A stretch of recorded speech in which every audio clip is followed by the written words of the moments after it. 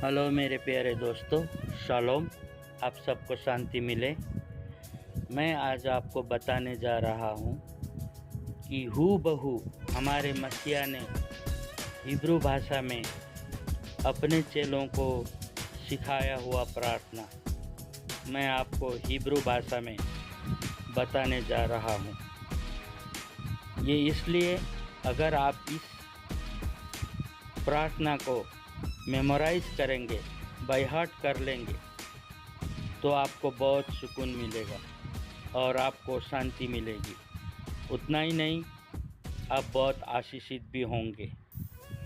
सुबह उठते समय, रात में सोते समय, दिन में काम करते समय, किसी भी समय में आप ये हिब्रू का प्रार्थना अपने मन से प्रार्थना करते रह सकते हैं। आपको एग्जैक्टली हमारे मसीहा का सिखाया हुआ हिब्रू भाषा का प्रार्थना मैं बताने जा रहा हूँ। इसमें खासियत ये है मेरे दोस्तों, हिब्रू एक स्वर्गीय भाषा है और ये ईश्वरीय भाषा है। बाकी भाषाओं का क्या होगा आप बोलेंगे? बाकी भाषा जो है गड़बड़ी की भाषा है। उत्पत्ति 11 अध्याय में आपको भाषा की गड़बड़ी मिलेगी। निम्रोद राजा के समय में अगर आप उत्पत्ति 11 अध्याय 1 पद पढ़ेंगे तो उस समय में सारे संसार में एक ही भाषा बोली जाती थी और वो भाषा थी हिब्रू भाषा। फिर निम्रोद के साथ सब लोगों ने मिलकर के मीनार बनाया और अपना नाम ऊंचा करना चाहा, तो सर्वशक्तिमान पिता ने उनकी भाषा में गड़बड़ी कर दी और गड़बड़ी करने के बाद उनको एक दूसरे का भाषा समझ में नहीं आया, तो सारे संसार में वो तितर बितर हो गए। और तितर बितर होने के बाद जहाँ जहाँ वो गए, अपने अपने भाषाओं को डेवलप किया। तो जितने भी हिब्रू भाषा के अलावा बाकी जो अन्य भाषाएं हैं वो सब गड़बड़ी की भाषा है। ठीक है, एक ही भाषा है जो सर्वशक्तिमान पिता का है, वो हिब्रू भाषा है। और हिब्रू भाषा के बारे में अगर गहराई से आप समझने की कोशिश करोगे ना, तो आप ताज्जुब हो जाओगे। एक एक अक्षर में इतना गहरा रहस्य छुपा हुआ है, जो मैंने मेरे वीडियोज़ में काफ़ी बार बताया भी है। तो हिब्रू भाषा जो है हमारे मसीह का भाषा है। बहुत लोग कहते हैं मसीह ने आरामाइक बोला, मसीह ने ग्रीक बोला, मसीह ने लैटिन भाषा बोला। नहीं, मैं कहता हूँ बिल्कुल हमारे मसीहा ने ये सारे भाषाएं नहीं बोली, सिर्फ हिब्रू भाषा बोली। क्यों? क्योंकि उनकी मातृभाषा हिब्रू भाषा थी और यहूदी लोग अपने भाषा को इतना प्यार करते थे कि वो अपने भाषा के लिए प्राण तक देना तैयार हो जाते थे। वो अन्य जातियों के भाषाओं को कभी भी एक्सेप्ट नहीं करते थे। भले ही वो बोलचाल के भाषा बोलते थे, लेकिन उनका जो पवित्र भाषा था, उनका जो महासभा में, धार्मिक कार्यक्रम में, सिनेगोग में बोलने वाली जो भाषा थी वो हिब्रू ही थी। और हमारे मसीहा ने भी मरी हुई लड़की को जब वो जिंदा कर रहे थे तो बोला, तलीता कुमी, ए लड़की उठो। अंधे को आँख देते समय बोला, इफ्फता, खुल जा। और क्रोस पर जब वो टंगे हुए थे उस समय में कहा, एली एली लमा सबक्तानी। ये हिब्रू भाषा है। और आपको इमानुएल शब्द हिब्रू मिलेगा नया नियम में, होशाना शब्द हिब्रू मिलेगा, हालेलुया शब्द हिब्रू मिलेगा। सारा नया नियम हिब्रू भाषा से भरा हुआ है।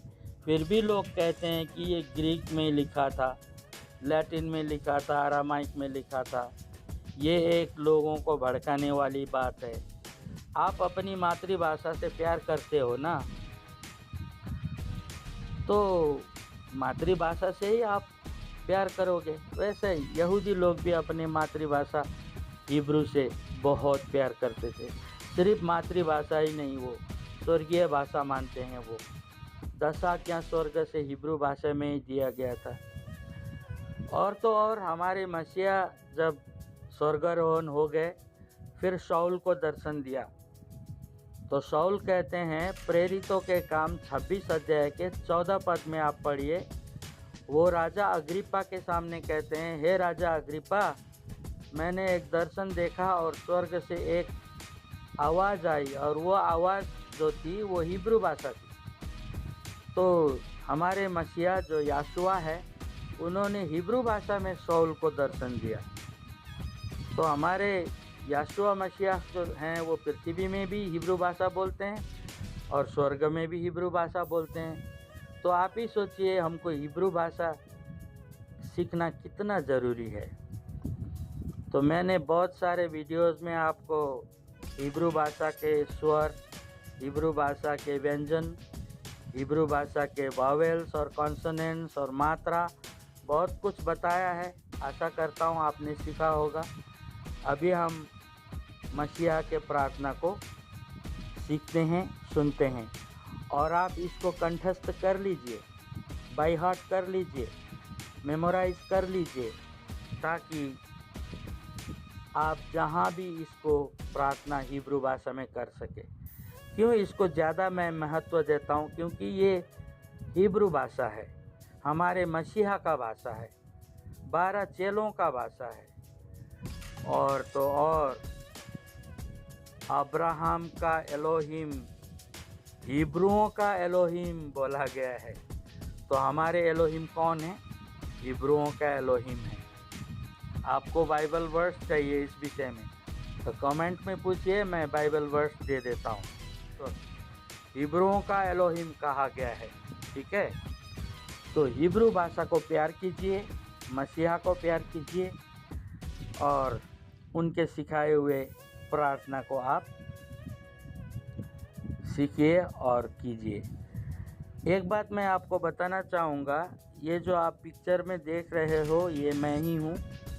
क्योंकि मैं एक प्रीस्ट हूँ, इसलिए मुझे ये ड्रेस कोड पहनना पड़ता है और मुझे गर्व है, मैं पहनता हूँ। ये जो चादर आप देख रहे हो ये तालित कहते हैं इसे हिब्रू में।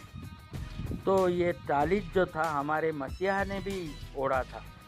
इसका प्रूफ हमको मिलता है, वो 12 वर्ष से लहू बहने वाली औरत इसी तालित के धागे को छूती है, और वो धागा जो था ब्लू कलर में होता था। तो वो नीला रंग जो है वो वचन को दिखाता है, क्योंकि 10 आज्ञा भी ब्लू कलर में लिख के दिया गया था। इसीलिए यहूदी लोग मानते हैं ब्लू कलर जो है आसमानी रंग है, इसलिए वो वचन को दर्शाता है। तो इस तालित में, इस प्रेयर शॉल में आपको 613 झुमकाएँ मिलेंगी, थ्रेड्स या धागा मिलेंगे। यहूदी लोग इस प्रकार से बनाते हैं, क्योंकि पूरी बाइबल में 613 आज्ञाएं हैं, उन्होंने गिन के निकाला है। तो वो 613 धागा लगाते हैं इस चादर में। तो ये तालित मैंने इज़राइल से ही मंगाया है और ये मैं ओढ़ता हूँ। और जो सर में आप छोटा सा टोपी देख रहे हैं, इसको किपा कहते हैं। ये किपा भी हमारा ड्रेस कोड है।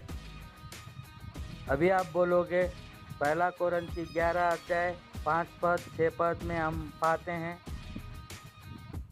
कोई भी औरत खुले सर प्रार्थना करती है तो अपने सर का अनादर करती है।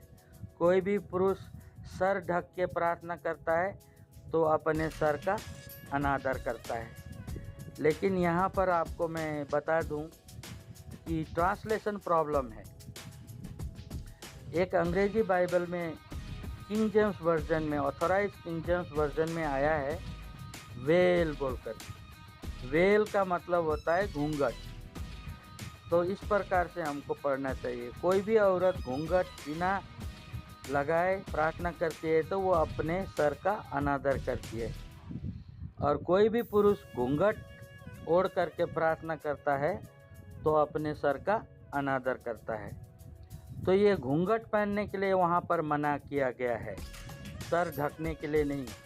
अगर सर ढकने के लिए अब गलत है तो आरोन को क्यों मोशे ने टर्बन यानी फेटा, हिंदी में हम फेटा बोलते हैं, इतना बड़ा फेटा क्यों पहना दिया? प्रीस्ट को फेटा पहनना चाहिए, टर्बन, तो वो भी सर ढकना हुआ ना। लेकिन नहीं, नया नियम पूरा पुराना नियम को सपोर्ट करता है, पुराना नियम पूरा नया नियम को सपोर्ट करता है। इतना मैं बता दूं आपको कि नया नियम में बहुत सारे ट्रांसलेशन प्रॉब्लम्स है, इसलिए हम इस बात को नहीं समझ पाते हैं।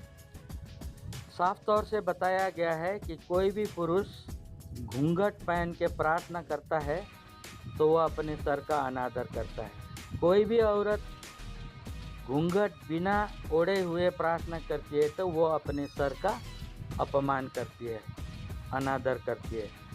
आशा करता हूँ आपको समझ में आया होगा।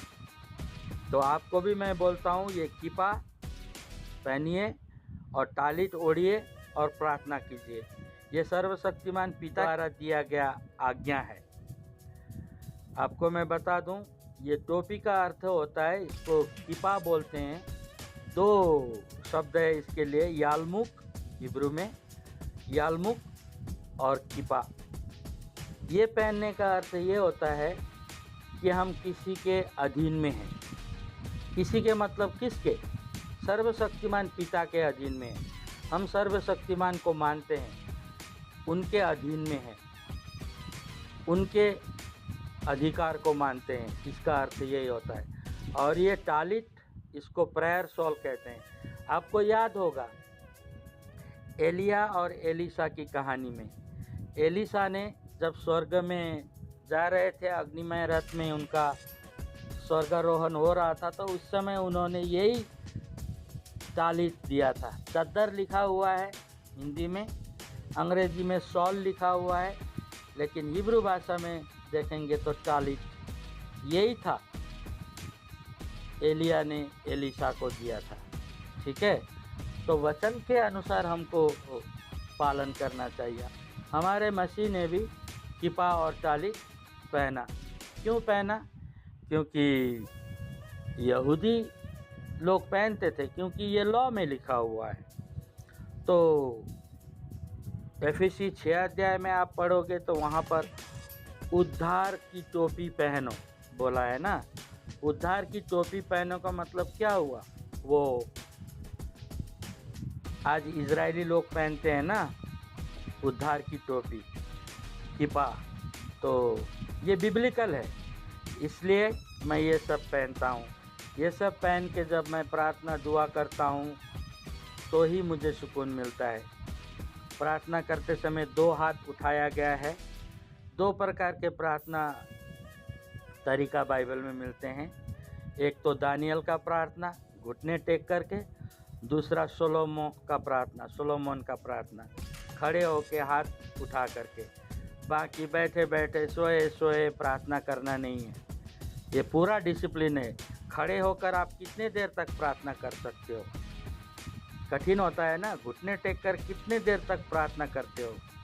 कठिन है ना, तो वही डिसिप्लिन है। बाकी बैठे बैठे कुर्सी में बैठ के पैर के ऊपर पैर डाल के या लेट करके प्रार्थना करना डिसिप्लिन में नहीं आता है। सोलोमन का प्रार्थना और दानियल का प्रार्थना। तो ठीक है दोस्तों, आइए हम सुनते हैं हमारे मसीह के सिखाए हुए प्रार्थना को। אבינו שבשמיים יתקדש שמך. תבוא מלכותך, יעשה רצונך. בארץ כאשר נעשה בשמיים. תן לנו היום לחם חוקנו.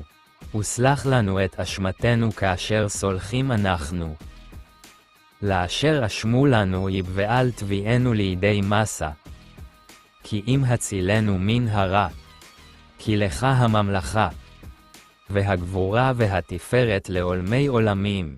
אמן.